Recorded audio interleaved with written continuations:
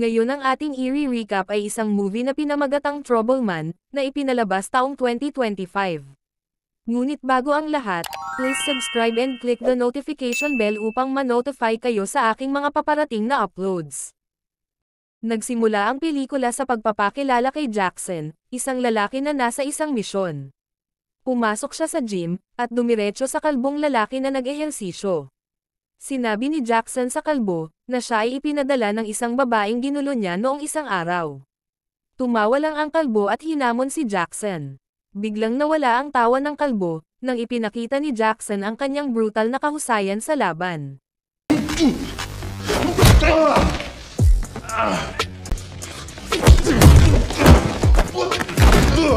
Natapos ang laban sa isang iglap, at ang kalbo ay naiwan sa sahig na nasasaktan. Sinabi ni Jackson sa kalbo na kung guguluhin niya muli ang kanyang kliyente, papatayin niya ito. Pagkatapos ay umalis siya, iniwan ang kalbo na naghihirap sa sakit. Nabunyag na si Jackson ay isang dating pulis, at ang kanyang brutal na mga pamamaraan ang dahilan kaya siya naalis sa puwersa. Ngayon ay nagtatrabaho siya bilang isang pribadong detective, na kumikilos sa dilim. Lumipat ang eksena sa isang recording studio, kung saan ang isang sikat na mang-aawit na si Jahari, ay nahihirapang tumama sa kanyang kanta, at malinaw na ang kanyang isip ay lubos na magulo. Sinabihan siya ng music producer na si Barnes na bumalik kinabukasan, kapag maayos na ang kanyang focus at isip. Malungkot na lumabas si Jahari ng studio at naglakad papunta sa kanyang kotse. Pumasok siya sa passenger seat, ngunit wala na ang driver, at sa driver's seat ay may isang estranghero na walang balak na iuwi siya. Mabilis na nagpatakbo ang kidnapper, at nanlumo si Jahari nang napagtanto na siya ay nasa panganib. Nang gabing iyon, lumipat ang eksena kay Jackson na nasa isang nightclub. Hindi siya naroon para mag-party, kundi para mahanap ang isang tao. Kalaunan ay natagpuan siya ni Jackson sa banyo, habang nasa gitna ng isang transaksyon ng droga. Galit na galit si Jackson na pinalabas silang lahat, ngunit ang dealer, sa pag-aakalang isa siyang matigas at matapang, ay hinarap si Jackson. Ilan segundo lamang ang itinagal ng laban, at pinaupo ni Jackson ang dealer sa sahig sa isang mundo ng paghihirap. Matapos harapin ang kanyang problema sa club, nakipagkita si Jackson sa kanyang kliyente na si Gina, para sa isang tahimik na dinner. Ikinwento niya sa babae ang tungkol sa nangyari sa gym, at kung paano niya inilagay ang lalaking nang istorbo sa kanyang lugar. Sa sandaling iyon, inalok siya ni Gina na magpalipas ng gabi kasama niya, at ang gabing iyon ay natapos ayon sa inaasahan ng lahat. Kinabukasan pagkatapos umalis ni Gina papuntang trabaho, mag-isa na lang si Jackson sa bahay. Nasira ang mapayapang katahimikan, nang may dalawang lalaking dumating. Tinutukan nila si Jackson ng baril at handa na sanang bugbugin, ngunit hindi natatakot ang ating bida. Nanatili siyang kalmado at sa isang mabilis na tila kidlat, tinanggalan niya ng armas ang dalawa at pinatay ng walang pasabi.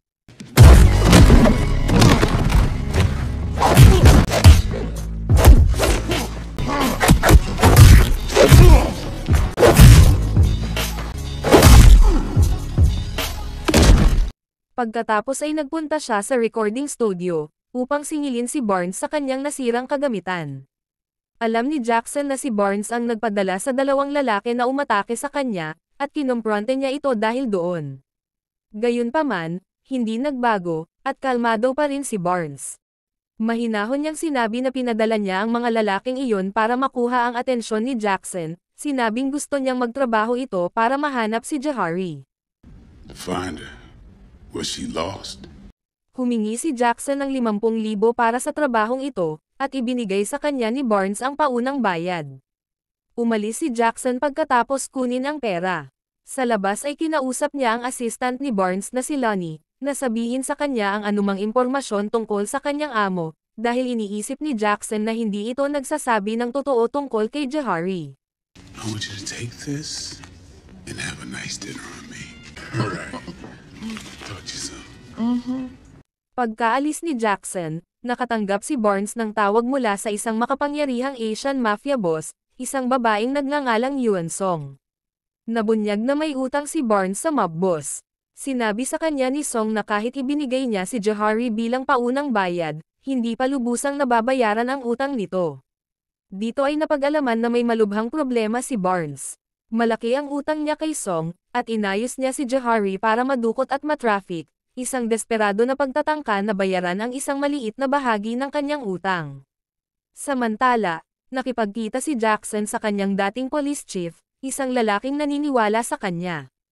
Gusto ng hepe na magtrabaho muli si Jackson para pabagsakin si Song, ang mismong mafia boss na nagbabanta kay Barnes.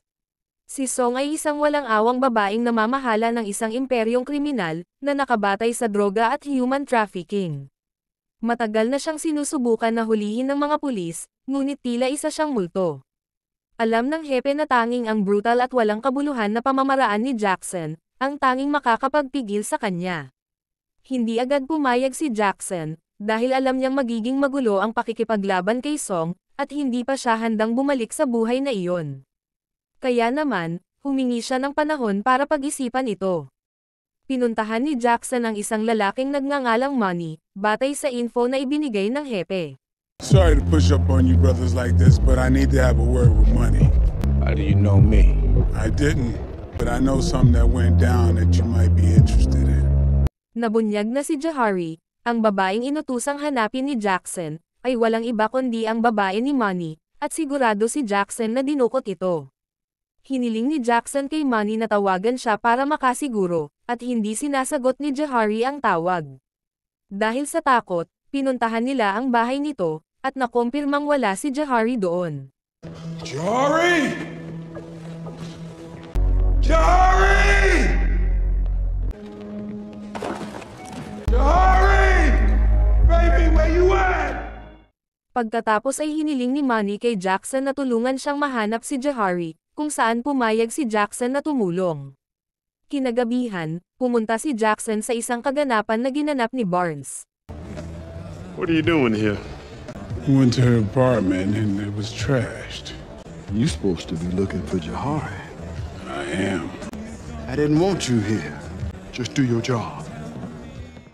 Doon ay nakilala niya si Song at ang tapat nitong alagad, at naroon din si Gina.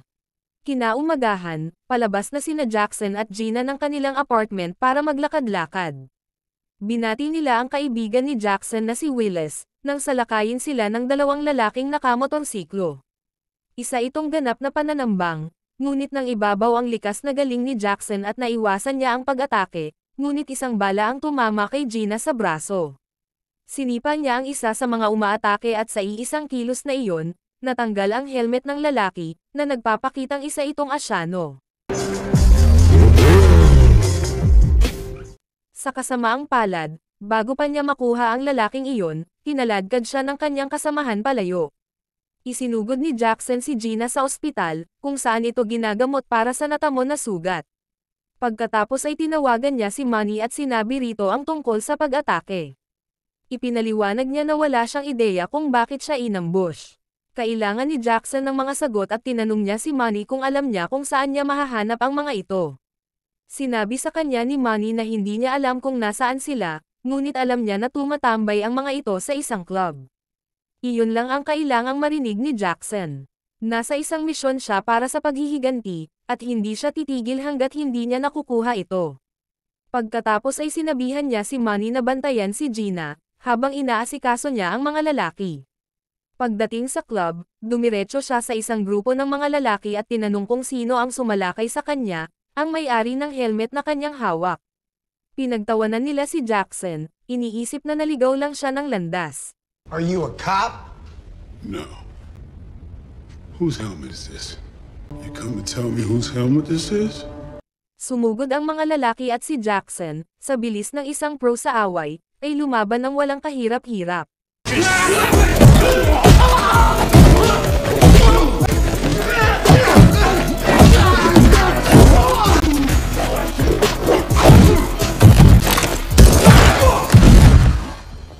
Matapos niyang mapabagsak ang buong grupo, bumalik siya sa huling lalaking nakatayo, isang lalaking nanginginig sa takot. Muling nagtanong si Jackson tungkol sa lalaking hinahanap niya. Dahil ayaw mamatay ng lalaki, agad niyang ibinigay ang pangalan. Ngunit sinabi rin niya na ang pag-atake kina Jackson at Gina ay utos mula kay Barnes. Dahil sa bagong impormasyong ito, lumabas ng club si Jackson at dumiretso sa recording studio ni Barnes. Natagpuan niya si Barnes at agad na tinutukan ng baril ang ulo nito, at tinanong kung bakit niya inutos ang pag-atake. Dahil duwag si Barnes, nagmakaawa siya para sa kanyang buhay. Nangako siyang sasabihin kay Jackson ang lahat, kung ibababa nito ang baril. Inamin ni Barnes na malaki ang utang niya kay Song, isang utang na hindi niya kailanman mababayaran. Sa isang sandali ng lubos na kawalan ng pag-asa, ibinente niya si Jahari kay Song bilang paunang bayad. Alam ni Barnes na lalapit si Manny kay Jackson para humingi ng tulong, kaya umupo siya ng 2 tauhan ni Song para atakihin si Jackson, at pigilan ito sa pagtulong kay Manny. Gayunpaman, isinusumpa ni Barnes na wala siyang balak patayin si Jackson. Nang marinig ang lahat ng kwento, nandidiri si Jackson sa kawalan ng moralidad ni Barnes. Tinanong niya kung nasaan ang headquarters ni Song, at nangako siya na kung sakaling lalapit ulit si Barnes sa kanya, papatayin niya ito. Pagkatapos ay pumunta si Jackson sa ospital para bisitahin si Gina. Sinabi niya rito na aasikasuhin niya ang ilang bagay, ngunit hindi niya sinabi sa kanya ang totoo.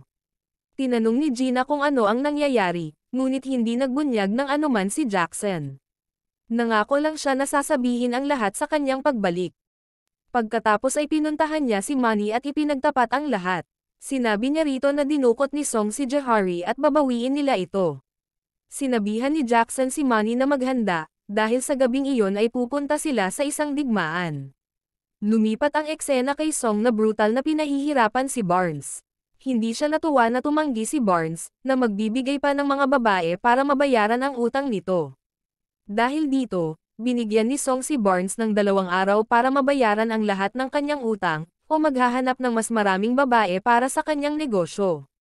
Ito ay isang pagpili sa pagitan ng sariling buhay ni Barnes at ng buhay ng iba. Pagkalipas ng ilang oras, dumating sina Jackson at Manny malapit sa headquarters ni Song. Ito ay isang kuta na binabantayan ng mabuti, ngunit mayroon silang plano na papasok sa headquarters mula sa bubong.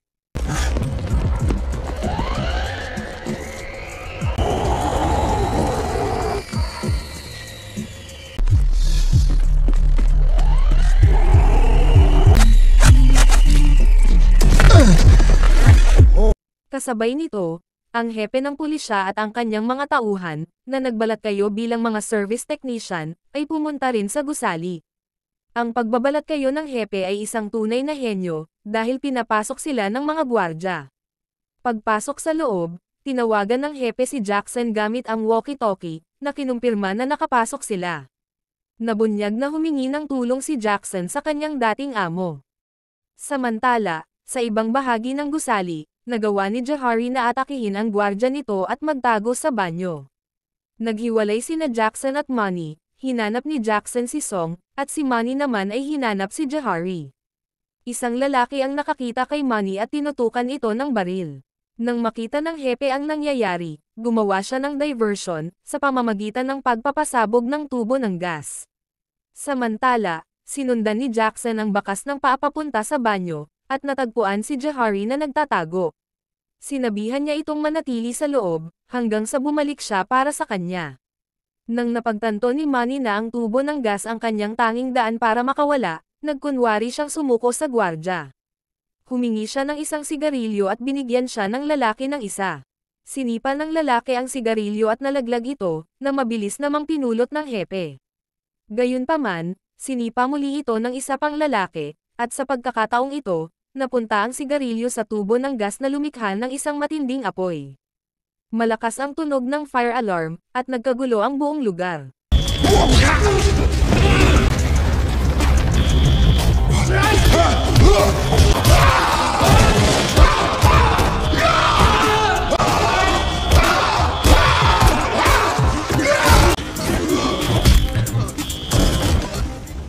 Natagpuan ni Jackson ang 2 mabibigat na tauhan ni Song, at kahit na mahusay siya sa labanan, nalamangan siya sa bilang.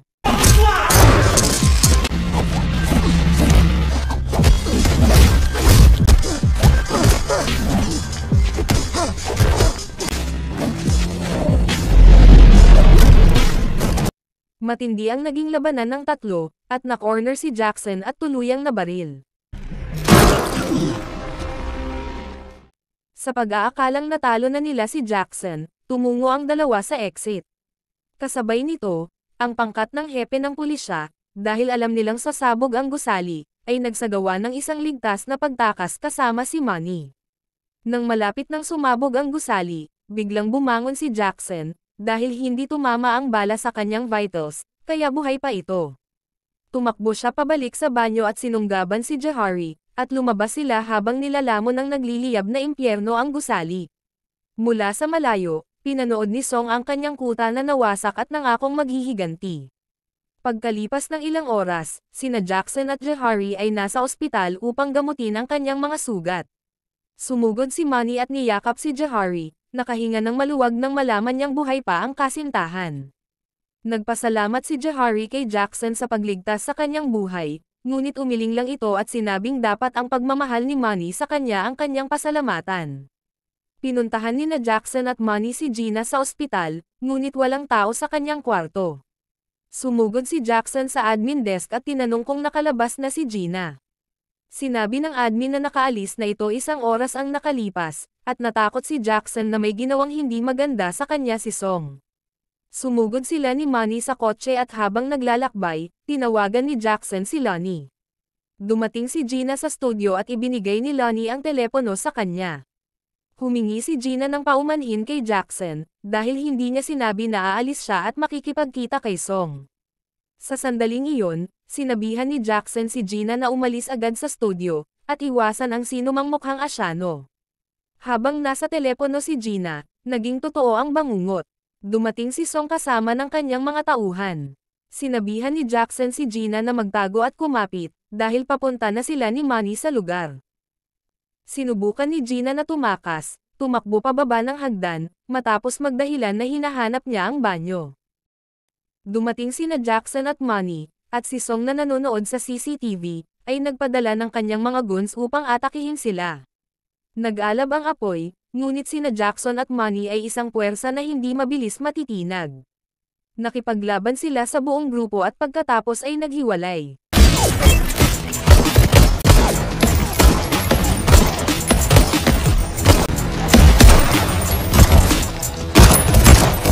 Hinanap ni Jackson si Gina, habang lumalaban si Manny sa iba pang mga tauhan ni Song.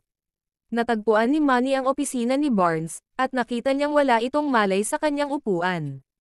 Samantala, sa wakas ay nakarating si Jackson sa rooftop, at hinarap ang 2 tauhan ni Song na nakalaban niya kanina.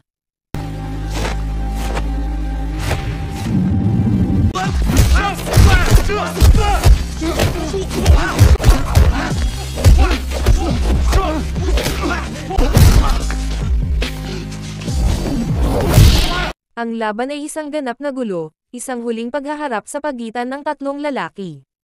Napatunayan na si Jackson ay isang dalubhasa sa pakikipag-away, at pinabagsak niya ang 2 kalaban.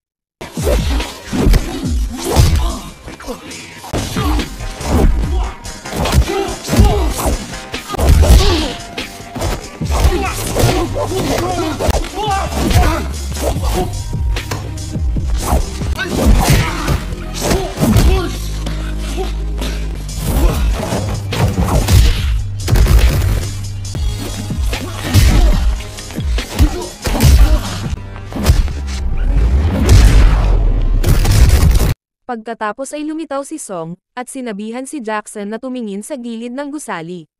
Doon ay makikitang nakatali si Lonnie, at handang mahulog sa kanyang kamatayan.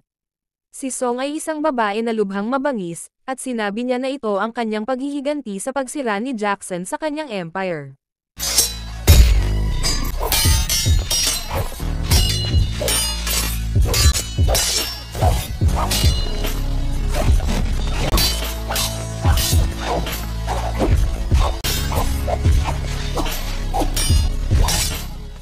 Tumakbo si Jackson para iligtas si Lonnie, ngunit pinutol ni Song ang lubid, at napilitan si Jackson na hawakan ang lubid upang hindi mahulog si Lonnie.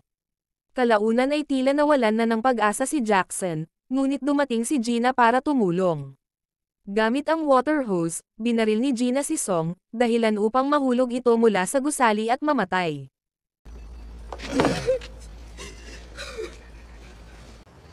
Let's go. Come on. Sa huli, nakalabas na ang lahat sa gusali pati na si Barnes.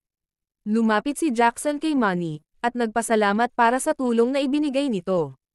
Nagpasalamat din si Manny kay Jackson sa pagligtas kay Jahari, at nagyakapan ang dalawang lalaki na naging magkaibigan.